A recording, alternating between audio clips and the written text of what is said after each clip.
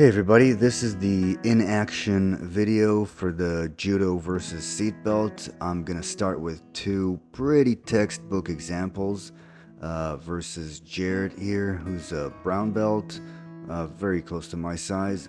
I want you to see how much time I have when I have this grip on his tricep. I'm very safe, even though he's squeezing, his wrist is not able to squeeze through my armpit, so it's not a good choke. And there it goes. Stabilize and get side control. For the rest of the video, I'm not gonna comment, and I just hope you watch it and see the different directions I can take, see how much time I have when I have this grip, and you'll see some hairier examples where it's not textbook but just following this the judo throw direction helps me to get favorable positions. And yeah, hope you enjoy it. Like, subscribe, and sharing is caring. Take care.